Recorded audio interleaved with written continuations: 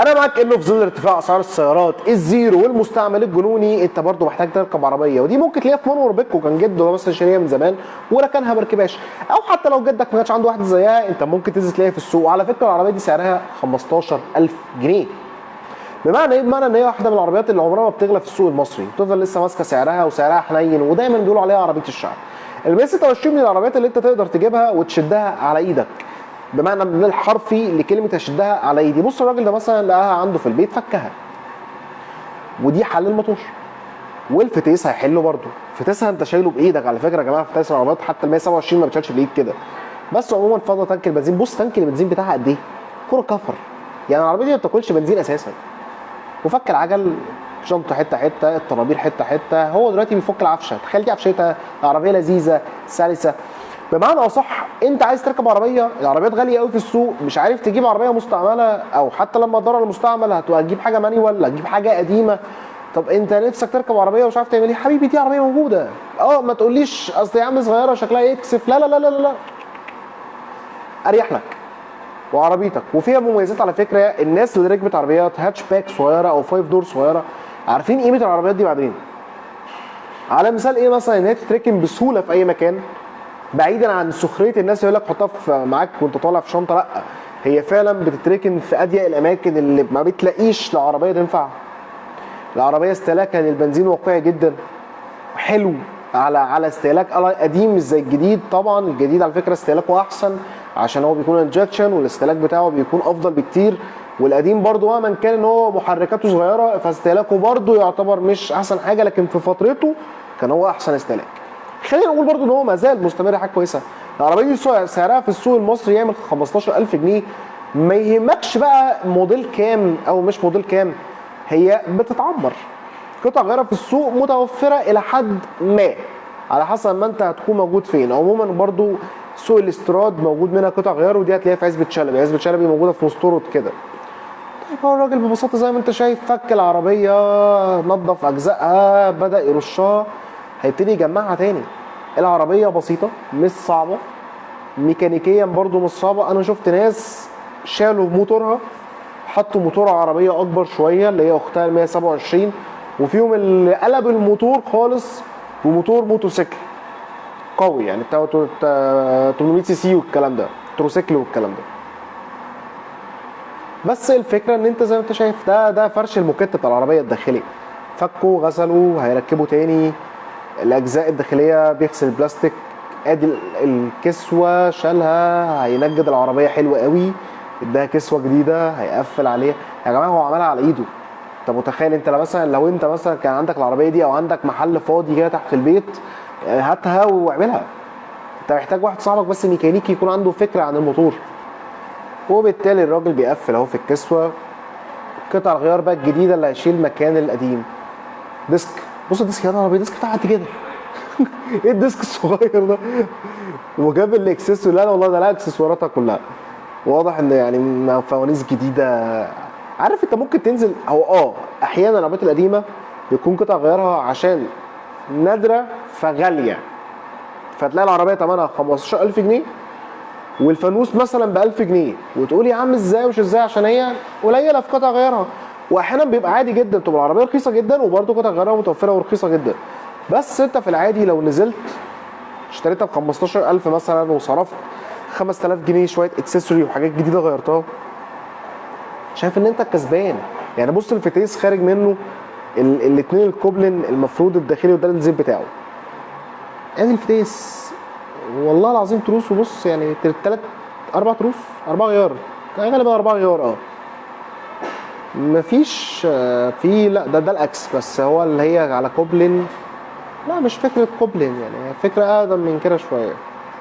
انا ميكانيكيا هنا انا عديه الكارونه عموما، يعني انا على حسب ملامحها انا بقى.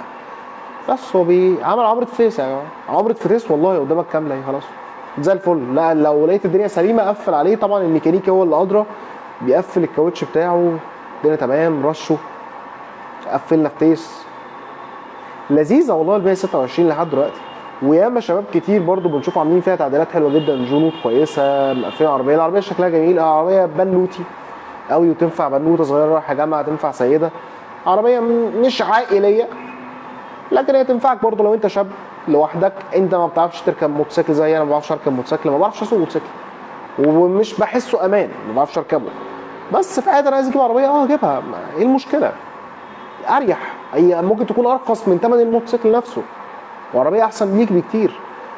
في واحد سمعته بينصح ان العربيه لما بتسخن في الصيف انت بتجيب الرادياتير ماسوره 6 ماسوره نحاس مش الومنيوم، ومروحه قويه، وبالتالي العربيه بيبقى تبريدها حلو ومش وحش.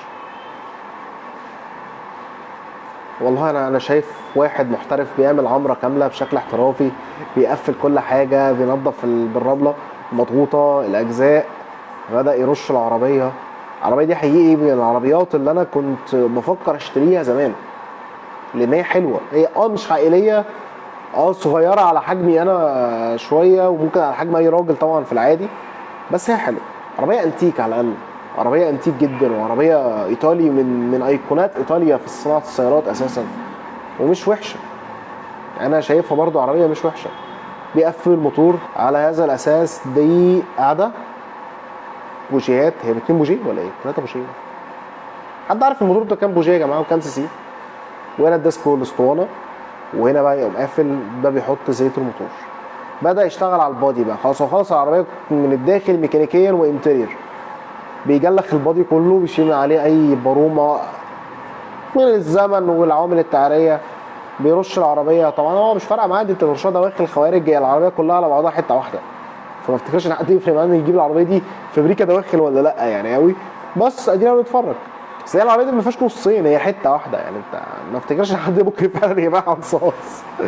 بس وبالتالي يا باشا بيقفل في ده التانك. بص التانكه دي تانك كيوت بشكل غير عادي، والتصات بتاعتها يعني ده الجنط كله على بعضه حته واحده كده، والله عربيه حلوه. وادي الاكسسوري البلاستيك او الفبر كله بيعيد رشه تاني عشان يرجع لحالته الاصليه ولونه الاصلي، الاسود المط الجميل بتاعه اللي كانت مشهوره بيه العربيه، ودي رونقها. انا شايف حاجه جميله جدا. لا وعلى فكره الفينش بتاع العربيه في الاخر هيعجبكم، يعني انت تتفرج عليها تقول انا عايز اجيب دي. ادي الارباع اللي هي اللي موجود فيها، او الورك زي ما بيتقال بلغه اهل مصر كده في الميكانيكا. فخلاص عربيه اتقفلت، بيقفل الابواب. انا مستمتع بشكل الفيديو جدا والله. ابتدي بقى يركب فوانيس الشبوره وفوانيس الاشاره ودايره الكهرباء، دخل الفتيس، دخل الموتور، دخل الشكمان، والعربيه دارت. هايل بقى. فين الضفيره؟ هيبتدي ان هو يشغل ضفيره الكهرباء، يقفل الازاز، والله وكل حاجه زيرو بقى، انت فاهم؟ قال لك انا هجيبها كلها زيرو عشان العربيه تبقى فعلا شكلها جديد، ما تحسش ان انت راكب عربيه قديمه مستهلكه بتضيع. لا يا باشا، قفل الفرش. بص انا لو منك انا هلغي الكنبه اللي ورا عشان فرق الطول، واطلع الطاره لقدام شويه واعمل فيها كرسيين مريحين جدا، واخلي ورايا سماعتين، وتبقى العربيه ألذ كده اقسم بالله يعني، تبقى حلوه. بس هو عموما حط كنبه خلفيه زيرو ستاندر زي ما هي فعلا. ادى يقفل تاني حزمه الامان والكراسي، طاره جديده، تابلو جديد، فبر جديد، فوانيس الخلفيه. طبعا هو كان شغل الضفيره خلاص بتاعه العربيه، وهنا الفوانيس الاماميه زيرو. وادي يا باشا الاشارتين، وادي كاوتش البيبان والاكسدامين الجداد، وباب العربيه قفل فيها الحظوظ. العربيه خلاص بتقفل قدامك، ركب عليها البيانات كلها. من حاجه قديمه حاجه جديده، انا منبهر. شابوه شابوه.